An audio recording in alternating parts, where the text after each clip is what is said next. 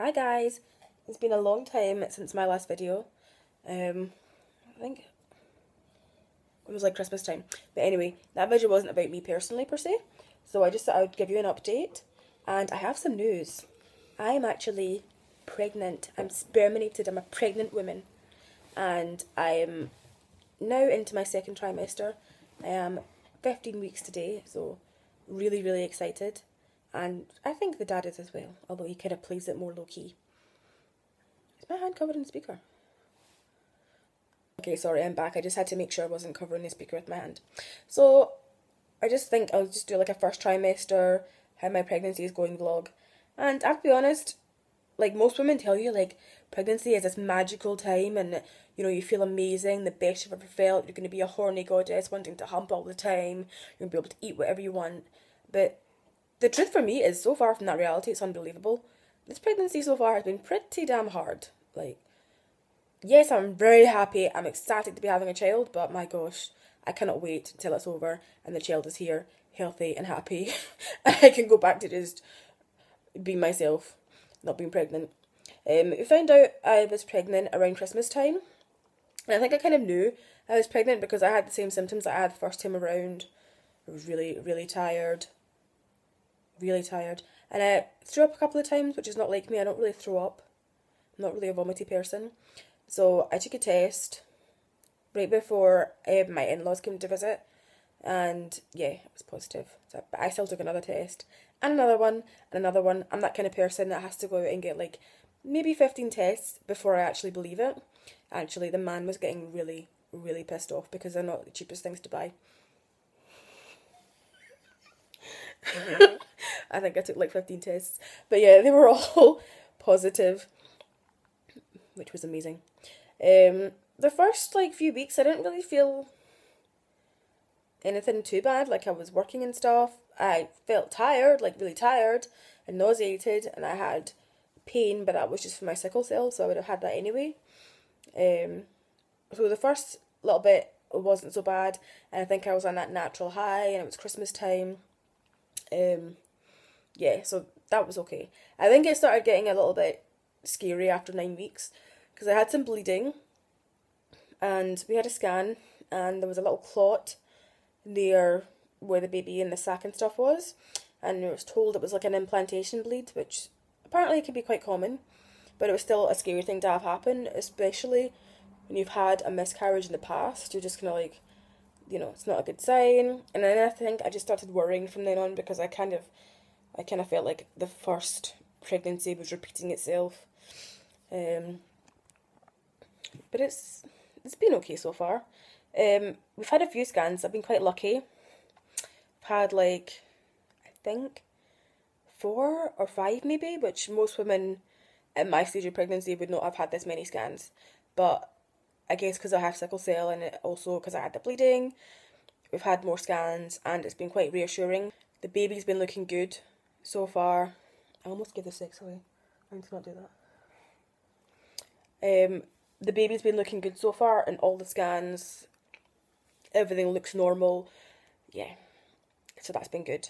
The only scare we've had is more recently in the UK. I don't know if they do it everywhere, but you have this test called the combined screening test around between 11 and 14 weeks, and that looks at 2 things. It looks at the nuchal translucency, which is found at the back of the baby's neck, and it's a bit of fluid, and they measure the kind of depth or the size of the fluid space, and then it also goes off a blood test, and from the results they tell you how high the chances are that your baby's going to have something like Down syndrome or Turner syndrome or just one of the chromosomal abnormalities. So we had this test and the ultrasound part of it was fine, the measurement was in the normal range, but then we got the blood test results and it wasn't good. They told us that baby had like a 1 in 58 chance of Down syndrome or some other abnormality, which is actually quite high odds, considering that most women get told they have like a 1 in, I don't know, 850 chance of having Down syndrome. So the next step we were told by the midwife was to have either an amnio or a CVS, which are both invasive procedures, but they do them on the NHS. But no, the idea of poking the baby does not appeal to me. I just want to leave the baby alone, let it do its thing, and not interrupt its space. So there is a third option called the Harmony test, which is not something that's offered routinely on the NHS. It's not something that's free in the UK. I believe you have it in America. It's kind of like a standard option with, if you have the right insurance, you can have this test. But here it's pretty damn expensive. So yeah, but that is a blood test and an ultrasound scan, and they say it's like 99.2%, is that right, accurate for detecting Down syndrome, and it's pretty accurate for the other stuff. So we have had that. Yeah, we're just hoping that everything works out alright and the results are good. Yeah, that's my current worry. But yeah, 2 weeks' time we'll find out. Fingers crossed. I am kind of angry that test isn't something they offer on the NHS, because I just feel like a woman should have an option to not have a test where her baby's getting poked about with and interrupted, and it costs so effing much money. Money that we probably need for our child when it comes out, but hey, it bought us some peace of mind. Yes, the other bad thing with this pregnancy has been my moods. My moods, like after I would say like 10 weeks, 9 weeks, 10 weeks, I don't know, I think I just lost my damn mind completely. I turned agoraphobic, I couldn't leave the house, I was irritable. I think I still am a little bit irritable, aren't I? A little bit. Yeah. Really, really sad, crying for no reason, getting emotional. Like, I watched that film with Keanu Reeves, John Wick, and like the first 10 minutes, like, spoiler alert if you haven't seen it, but something horrible happens to a dog, and that just ruined my night for me. That was just horrific. I don't know how you can watch it after that, but you know, stuff like that just really gets to me at the moment. But the worst thing has been like just feeling down, depressed, don't want to do anything, don't want to get out of bed. That's been hard. And apparently, according to the GP, because I have a history of mental health issues, I've had depression in the past. It's more common for women who are pregnant to have problems like this. I guess the hormones make you a little bit crazy, but that is a part of pregnancy that I'm really hating. More than the pain of sickle cell, more than anything else, I just don't like the fact that my mind seems to have gone. I lost it. I think it's somewhere maybe 100 miles down the road. If anyone finds it, they can post it to me. I would like to have it back.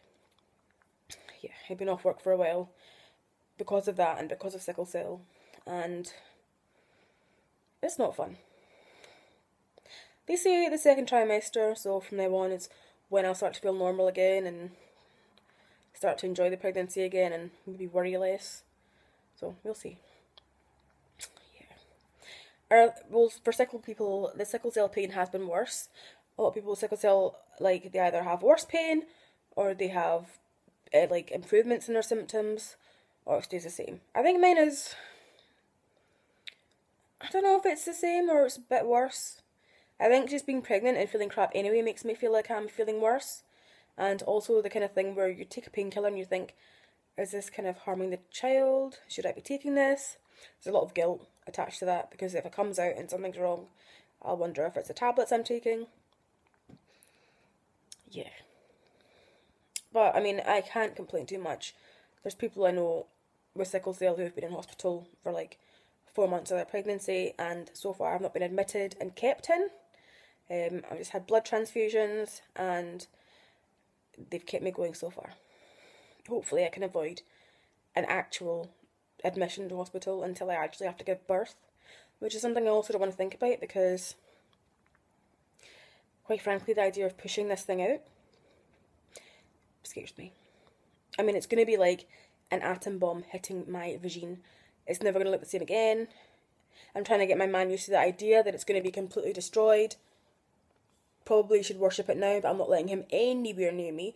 I don't have any drive. I don't feel like him having that thing anywhere near the baby is appropriate. Yeah, just say goodbye to it, because it's going to be dead in a few months anyway. Yeah, I'm not sure there's enough stitches in the world. I mean, his side of the family are massive, so I'm thinking that if the baby comes out, it's going to be like a 10-pounder. I won't have a chance. Wow. Wow. I used to be a firm advocate of cesareans, but then reading how much better a natural birth is, I feel like for the child's sake, just do that. Sacrifice yourself. It's going to be awful. It's going to be awful. But yeah, I think that's all the notes that I had. Yeah. Oh yeah, I had some other symptoms that I haven't mentioned. Acne. Like acne like a teenager. It's been worse now than I think when I was younger. I think it looks really bad, but other people tell me it looks okay. My skin's just broken out. Oh yeah, really bad heartburn, and then feeling like faint and breathless all the time, or like you're gonna faint, or you see these random black dots around your head when you get up too quickly. That stuff isn't fun. Really not fun. I think they're probably gonna get worse as I get bigger, because baby's gonna make more demand for my blood, but if they keep transfusing me, hopefully everything will be alright. Hopefully in the next update, I will be sane, normal. My mind will have returned to its former, sanity. And we'll have good results from the harmony test. Fingers crossed. Got anything to add, babe? He doesn't like the camera. You've seen his ear, His ear says hi. Bye. Hi. I just want to add like an addendum to my vlog, if that makes sense, about my sickle cell pain. I don't go into much detail, but I would say between 9 weeks and now is when it got really serious. Like the first 9 weeks of pregnancy were okay for my sickle, and after that, like, it started to like kick in, and I've had a lot of pain in my hip, my back, man, oh my gosh. They say that's the worst to go when you're pregnant, and that started. My left hip has something called avascular necrosis, so I think that's why the pain in that has been a lot worse. Yeah, my lungs haven't been too bad, but yeah, my back and my hip are killer, to the point where I can't walk some days. So just, yeah, but I mentioned that. And also, another symptom I forgot about is forgetfulness, because my brain is just not, it feels like it's not operating at the level it's used to. It's really random, but yeah, I'm going to try and do vlogs maybe every 2 weeks and let you know what's happening with the pregnancy. So the next one will be when I am 17 weeks, so I'm 15 weeks now. Okay, I don't think I forgot anything else. Guess you'll find out. Bye guys.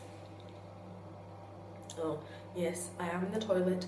My man is sleeping, that is why. I'm not peeing. I'm just talking to you guys in the toilet, but I'm gonna go now.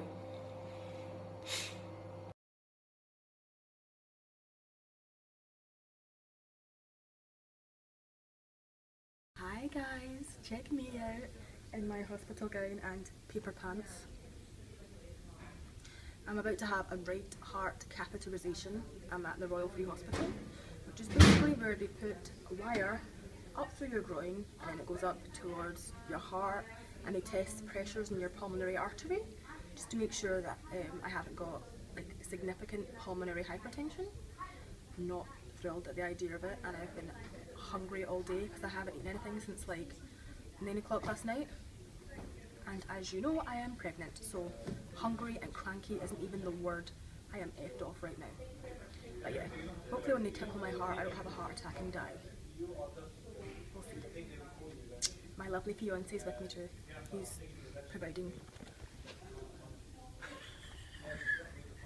He's providing support by being silent Bob as usual. Okay, talk to you later.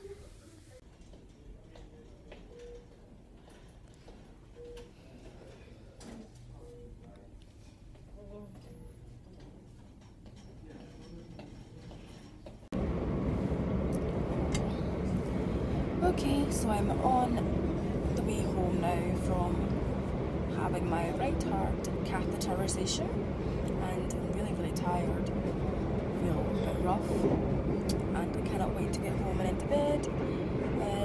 The actual procedure, obviously I couldn't film that, but it went okay.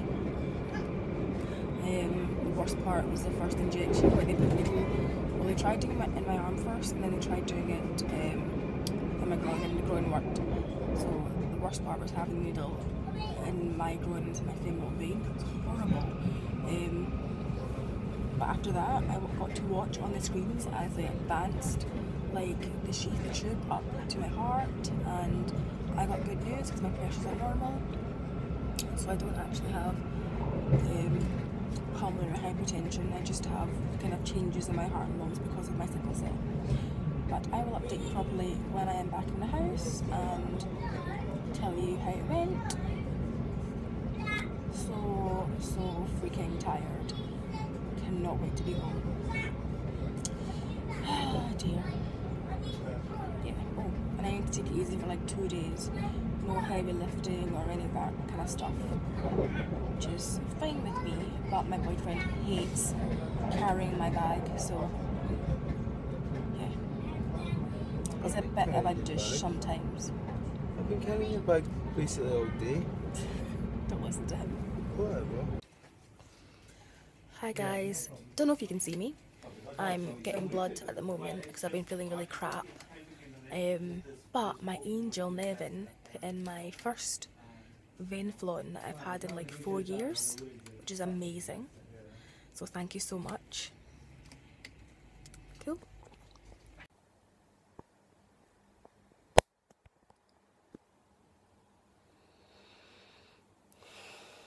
Hi guys. Haven't seen you all in such a while. I'm so sorry about that. So I have some good news. I'm actually pregnant.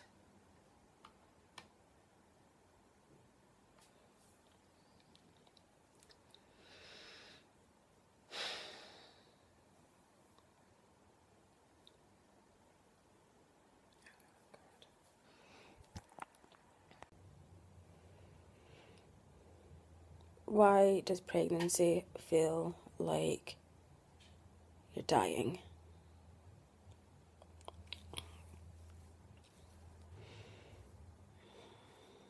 Oh, my daddy.